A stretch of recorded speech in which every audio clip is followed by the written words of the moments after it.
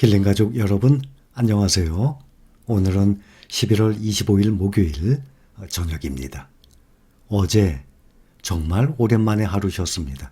근래에는 단 하루도 빠지지 않고 꾸준히 영상을 올려드렸었는데 어제는 외출을 좀 했었어요. 하루 종일. 그러다 보니까 피곤해서 정말 오랜만에 어제 하루 쉬었습니다. 괜찮죠? 뭐 기다리지 않으셨죠? 뭐 그쵸? 사실이죠.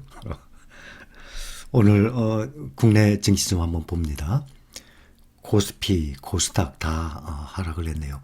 지속적인 횡보를 하고 있습니다. 우리 또 모아가는 종목들 거의 다 올랐네요. 삼성전자가 하락하고 타이거 차이나 전기차 하락하고 그 외의 종목은 다 상승을 했습니다. 특히 타이거 필반나가 가장 많이 상승을 했습니다. 미국 증시 보면 최고치까지 올라갔다가 요즘 또 주춤하고 좀 하락했다가 다시 또 오르죠. 그 문제가 금리 문제예요. 국채, 10년물 국채, 또 앞으로 금리 인상 이런 문제들 때문에 특히 기술주들이 오르내리고 있어요. 다우가 0.03% 하락, 35,804. 계속 36,000 바로 밑에서 지속적으로 오르내립니다. 나스닥이 0.44% 상승해서 15,845. 분명히 16,000 넘어갑니다. 16,000 넘었다가 지금 조정받고 있죠? 다시 16,000 넘어가요. 15,845, 0.44% 상승했습니다. S&P 500은 다시 4,700 넘었네요. 4,701 얼마 전에 최고치였는데 그 다음에 4,707까지 갔다가 4,700 아래 떨어졌다가 다시 4,700 또다시 넘어갔어요. 0.23% 상승. 그 다음 가장 많이 오른 것이 필라델피아 반도체. 필라델피아 반도체가 보면 평균적으로 가장 많이 오르다가 또 가장 많이 하락하고 결론은 가장 많이 상승률이 높은 것이 필라델피아 반도체입니다. 하락으로 출발했다가 막판에 거의 대부분들 급상승했어요. 다시 0.93% 상승을 해서 3,870. 이것 또한 나스닥이 16,000 넘어가듯이 3,900 또 넘어가게 됩니다. 미국의 바이든 대통령이 차기 연방준비제도 그 의장으로 그 연방준비제도가 그 줄여서 연준이라 그러죠. 또 영어로는 이게 원래 Federal Reserve System이에요. Federal Reserve System. 거기에 페더럴의 맨 앞에 세 글자 FED 그것만 부릅니다. 그래서 페드라고도 하고 연방준비제도 연준이라고 합니다. 여기가 어딘가 하면 미국의 중앙은행이에요. 우리나라의 한국은행식이죠. 미국의 중앙은행 아주 중요한 중추 역할을 합니다. 그 의장으로 현재 제롬 파월이죠. 현 의장을 다시 지명을 했어요. 그러면서 지명한 직후부터 미국의 10년물 국채 수익률이 가파르게 올랐어요. 오늘은 새벽에 다소 진정이 좀 됐습니다. 조금 하락을 했어요. 현재 1.34% 하락해서 10년물 국채의 1.64%예요. 그래서 기술주들이 전반적으로 다시 재상승했습니다. 그런데 좀 더 빠른 앞으로 금리 인상 예상 때문에 기술주들이 16,000 올라가고 또 필라델피아 반도체 3,900 넘어갔다가 하락을 했죠. 금리 인상이 좀 더 빨라지는 것 아닌가. 적어도 1년 후 얘기예요. 아니면 23년도 문제예요. 그러니 이게 바로 주식시장의 생리예요. 아직 멀었거든요. 또 국제 수익률이 올라간다고 지금 1.64%예요. 그러면 표를 보면 아시다시피 올 3월에 기억들 하시겠습니다. 근래에 들어오신 분들 말고 함께 꾸준히 오랫동안 많은 분들 하셨죠? 뭐 오랫동안 그래봤자 뭐 1년 몇 개월 아니겠습니까? 아무리 오래봤자 3년 5년 전부터 유튜브 한 것도 아니고 작년부터 했으니까 그래봤자 1년 조금 더 됐어요. 그때부터 하셨던 분들 올 3월에 보면 가장 높았을 때가 지금은 1.64%예요. 10년물 국채가. 그때는 1.73. 그러면 0.09% 조금 더 올랐죠. 지금보다. 그때 나스닥 지수가 12,600이었어요. 12,600. 지금 몇이에요? 16,000원 넘어갔다가 16,000 조금 아래로 떨어진 상태 아니겠습니까? 타이거 미국 나스닥 봅시다. 그때 62,000 3월 5일 날 한창 미국 10년물 국채가 올라서 기술주들이 많이 조정을 받았었어요. 3월 달에. 3월 5일 날 타이거 나스닥 100이 62,845원. 62,000. 야, 지금 생각하면 얼마나 쌉니까? 야, 내가 저때 들어갔어야 되는데 저때 내가 정말 영끌이라 그러죠.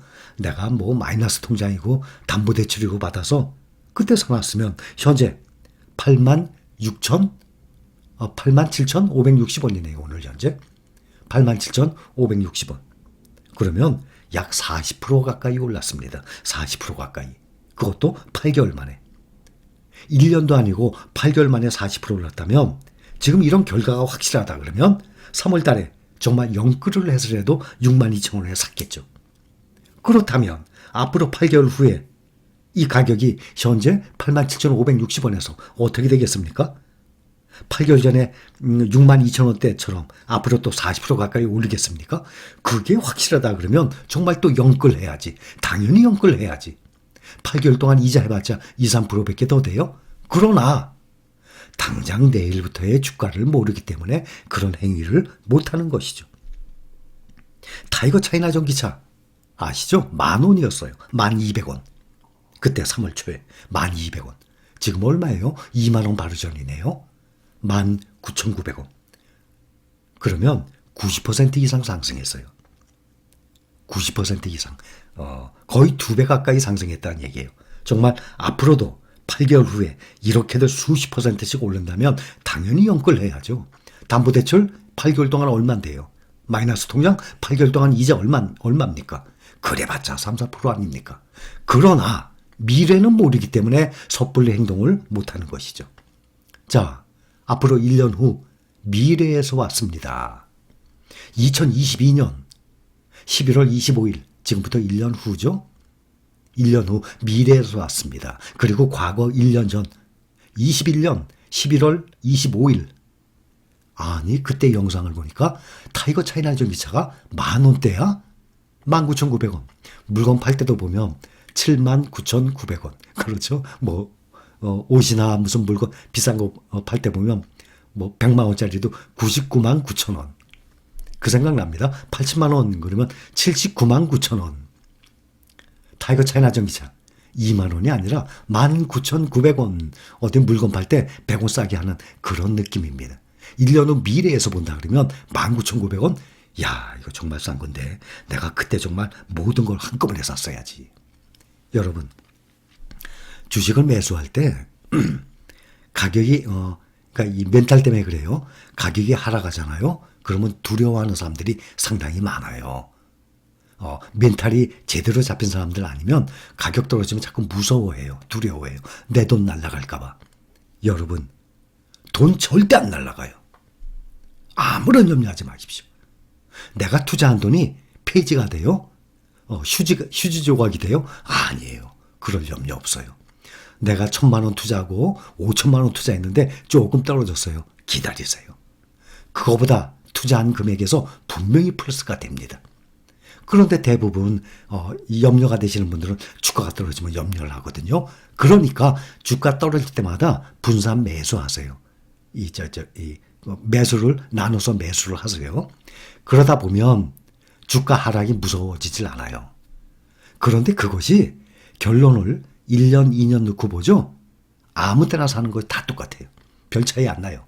그런데 주가 하락할 때마다 매수하라는 의미는 주가 하락을 두려워하기 때문에 주가 하락을 기다리게 돼요. 나중에는. 주가 하락 때만 매수하다 보면 주가 하락을 기다리거든요. 주식을 사고 싶어서. 그러면 그 무서움, 두려움이 점점 없어지게 되죠. 그러면서 멘탈이 강하게 돼요. 그런데 처음에 한꺼번에 목돈으로 많이 사둔 것이 나중에 몇 년 지나죠? 그것이 수익률이 가장 높아요. 그러니 내가 주식 투자 시작했어요. 그게 바로 시간이에요.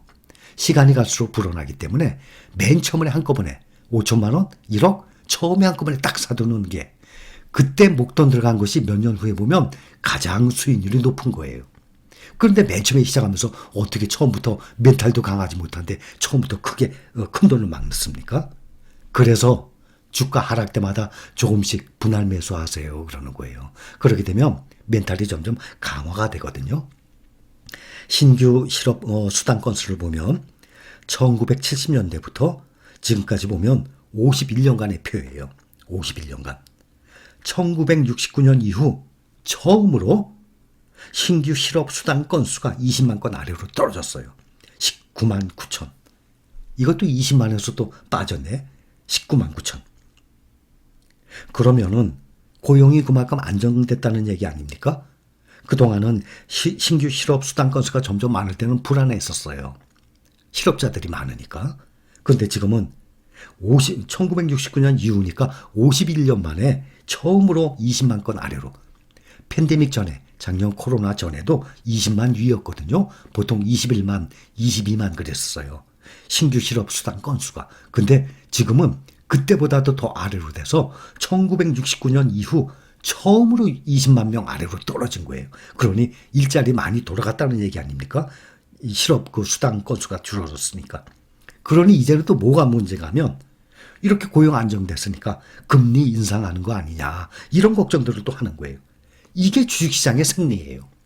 그러니까 신규 실업 수당 건수 하나만 보더라도 그동안 보면 이 건수가 많으면 사람들이 실업률이 많으니까 경제가 제대로 못 돌아가니까 걱정을 하는 거예요. 떨어져야 되는데 하고.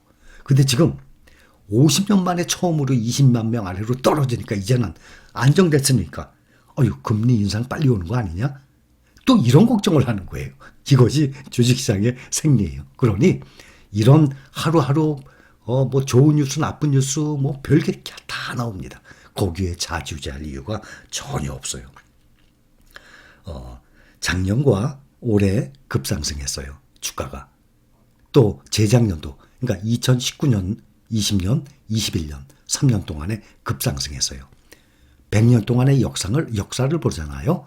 그러면 크게 4개로 나누면 세 번은 상승을 했어요. 한 번은 하락을 했어요. 그런데 보면 19, 20, 21 3년 동안 상승했거든요. 뱅크 오브 아메리카를 비롯해서 또 여러 군데 JP 모건 같은 데도 그러고 내년 S&P 500이 지금 현재 4,700이잖아요. 내년에는 4,600 간다. 그러면 지금보다 떨어지는 거 아니에요.